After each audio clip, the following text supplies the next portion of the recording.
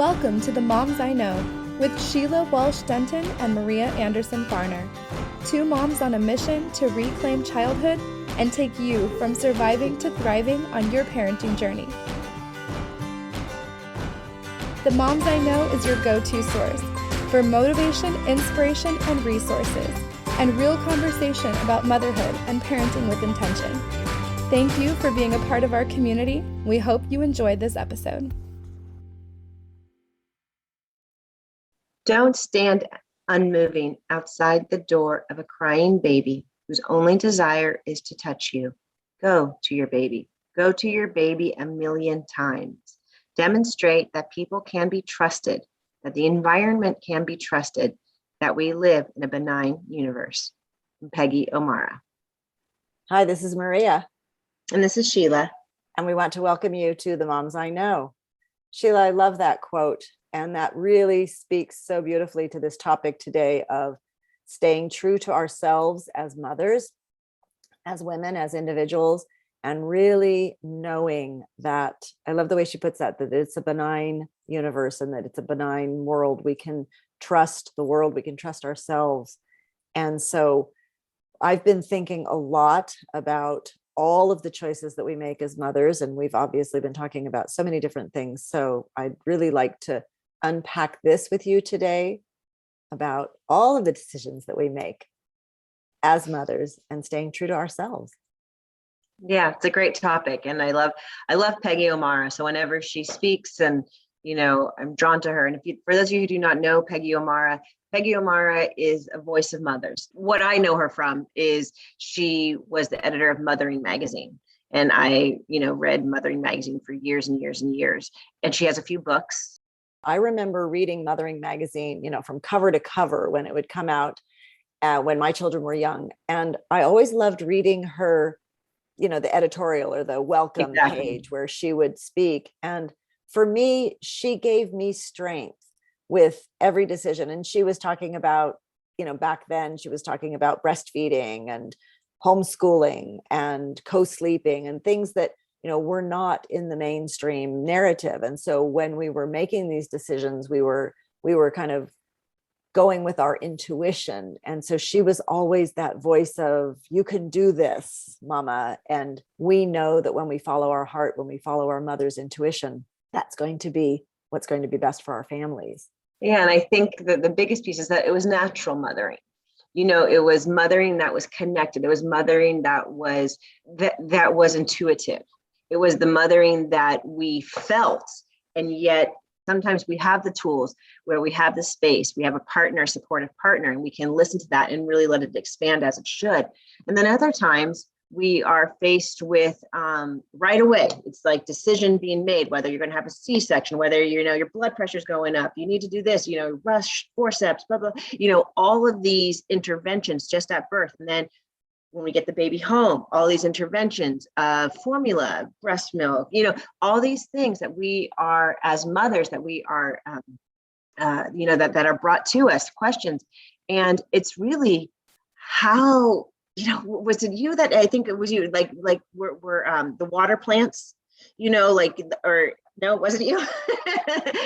But basically the analogy of being a plant and will the wind be able to take you down, how deep are your roots? And I just feel like intuitive mothering was to really stay true to myself and to really believe in myself and what I thought, how I practiced mothering was okay, and that other people felt similar, thought similar, so it must be okay. And to have somebody like Peggy who had decades of experience reflect that, share that, go saying that I could do this, gave me a lot of hope that I could raise my children how my heart wanted to. That was kind of long-winded.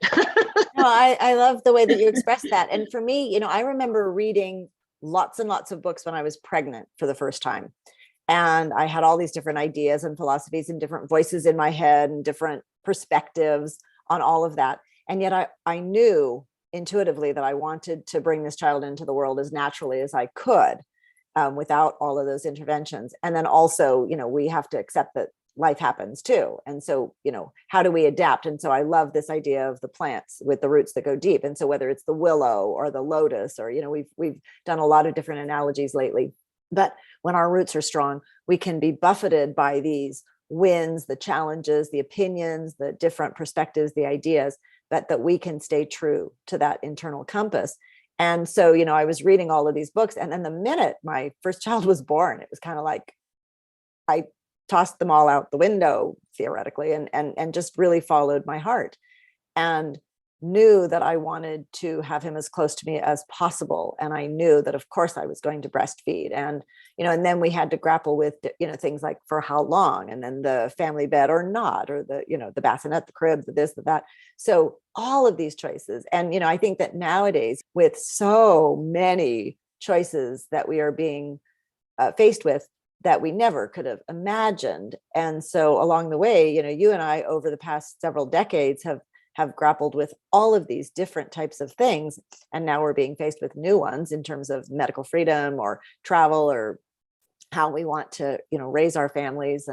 And so we can look at all of those little decisions we make along the way that then become big decisions, and then are huge in terms of the health of our family and the family culture. And so we've talked so much about family culture. We also have whole episodes on, nutrition. And so I think back to one of Peggy's articles that I read, where she was talking about the whole concept of how we navigate those. And Peggy's article was about whether we co-sleep or have, do sleep training, or whether we do breastfeeding or bottle feeding, or whether we send our children to a public school or a private school or homeschool, whether we, all of these decisions that we make, there's not right or wrong. And so, trying to come from a place of non-judgment.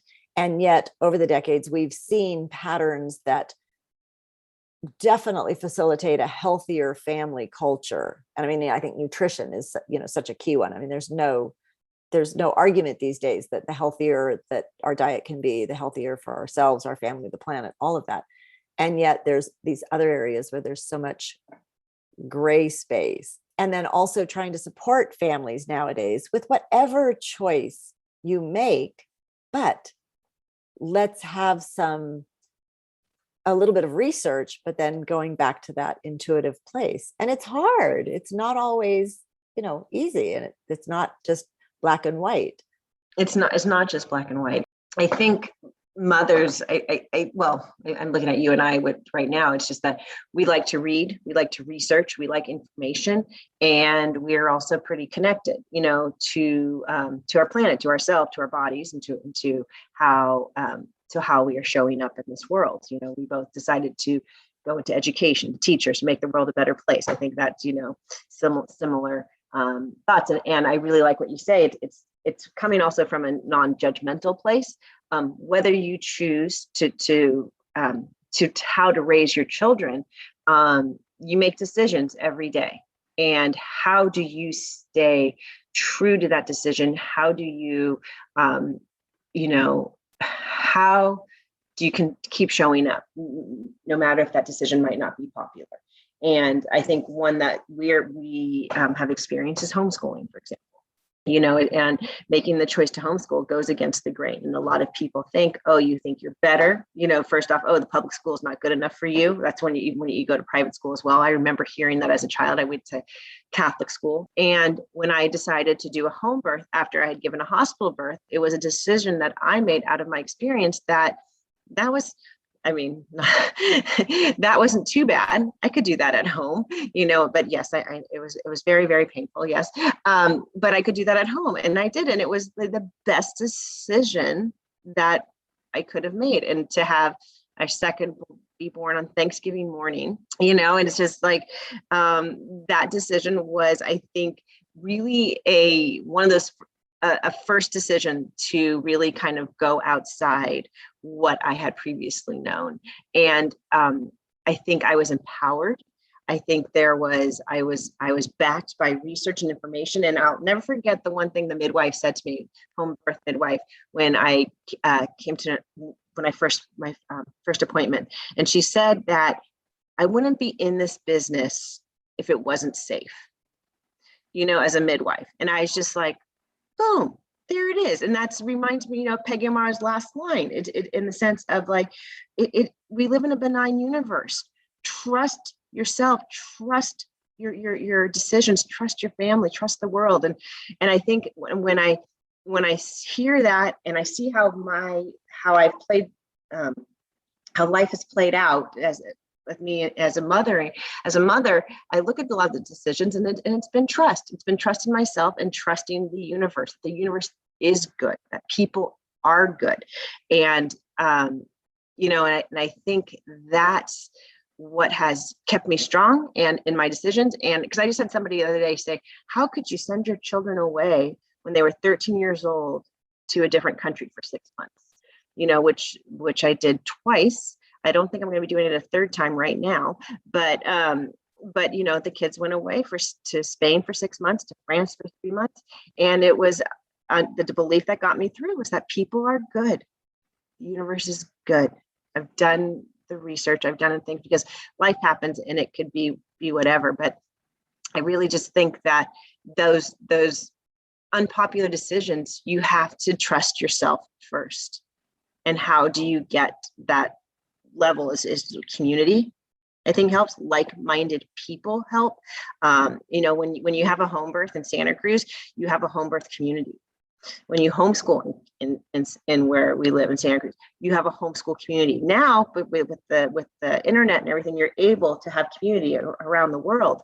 But I think years ago, it really helped to have a face-to-face community, in-person community.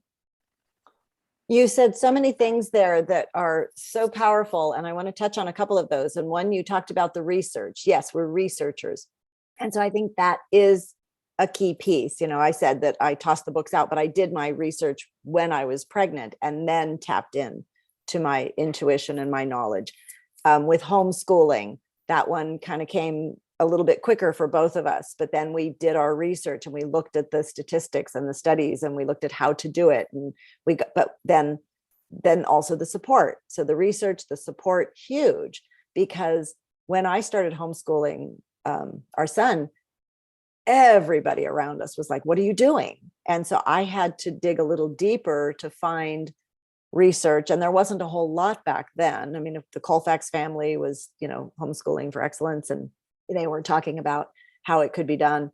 And so I had to do that research, but then I also had to find a community and get that support. But I also always went back to this idea of following my heart.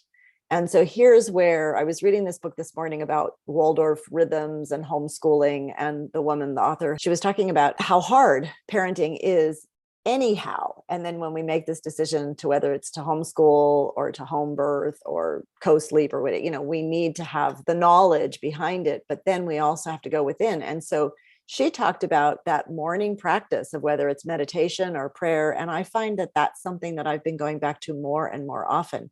And even this morning, for example, meditating on, how we were going to be speaking about this today and what we were going to be talking about and how to really follow our heart.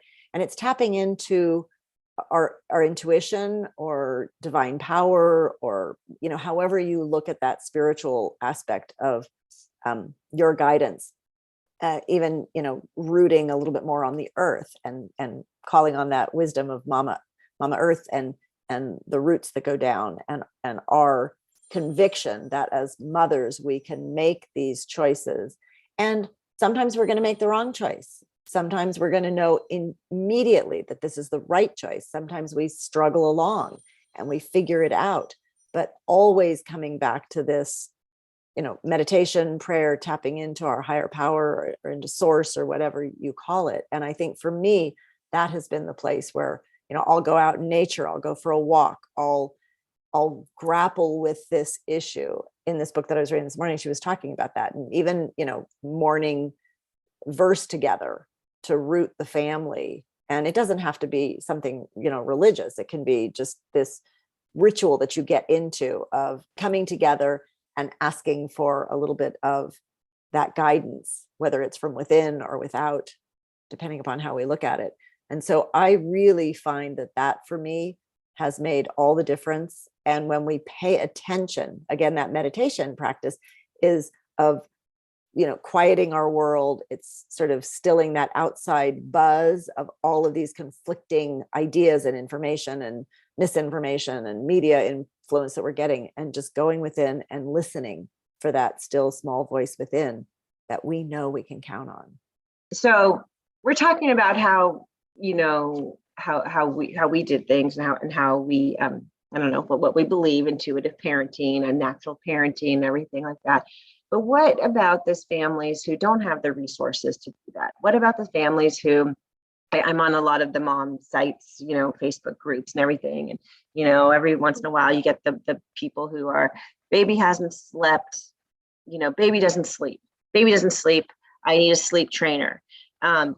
How can that mom who chooses to get the sleep trainer, or that mom who decides to get the C-section because she's read the research that VBACs are dangerous, so those moms that, like, how can we empower those types of moms to be okay in those decisions? Because I've talked to many a mom who has guilt after the C-section, who has guilt for sleep training, but without sleep training, they couldn't survive. It's because they're on survival mode themselves, and without a sleep training, it was, their life was miserable.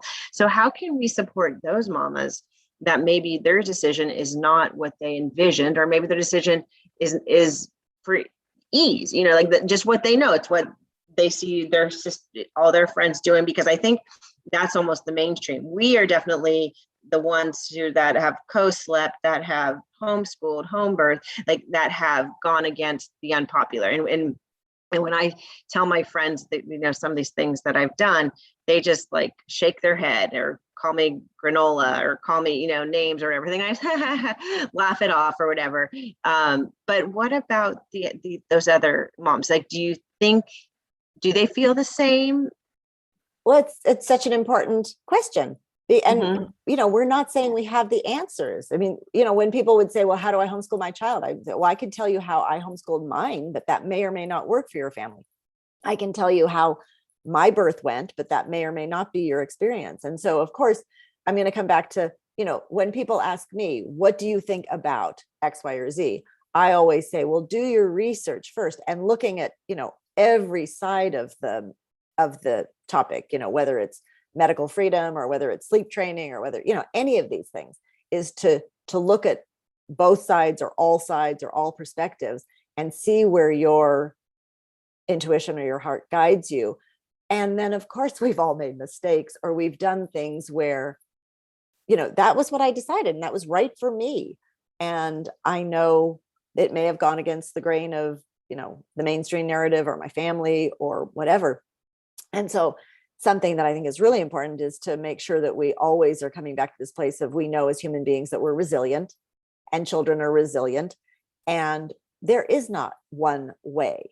And so whether I had a hospital birth or a home birth, what is the outcome here? And even if things went awry, how do we look at healing from this point forward? And I think that that's something where we want to let go of guilt, we want to let go of judgment, and we want to accept people's decisions. And then we want to say, okay, here's where we're at right now. How do we go forward? And also to not polarize, because, I've got friends who, I had my children in a hospital, and I have friends that did home births, and, we share our experience. And I have, friends who's, they co-slept with the kids and sleep train their kids, and we talk about these experiences. And so I think it's always this listening, sharing, respecting every mama's decision, and then also helping to understand that, again, like, we have to go from where we're at right now. We can't go back, but we can look at decisions that we made and say, maybe I would have done things differently now. I know there are things that I would have done differently now if I had known, or if I had had different information. I did the best that I could with the information I had at the time. I followed my heart, and, the kids in general turned out pretty well. And there are some things that, like I said, I'd go back and do a little bit differently, but we can't beat ourselves up, and we also have to support each other. So, and I know, you've probably had similar experiences. So I'd love to hear your thoughts on that. Oh, definitely. And I think what I love is like we do the best with the information we have, and if this podcast triggers something, if some decision you've made in the past or whatever, it's just like that decision's been made. You have to move forward from right now. What are you going to do right now? And I think that's key, that I think that's how change happens as well, is just like it's an acknowledgement of it, of the feelings felt. And do you want to feel, what feelings are you looking for? Yeah, no, that's, I definitely just given me a lot to think about. Just about staying true, about I think what I'm hearing from you in this discussion is be true to who you are. Be true to who you are, and support yourself, support your body, support your heart. And you can get there through meditation. You can get there through group. You can get there through journaling. We want there to be less judgment. We want there to be less divisiveness. We want there to be less my side, your side. And I think we're seeing that really right now at a point really exacerbated with our global climate.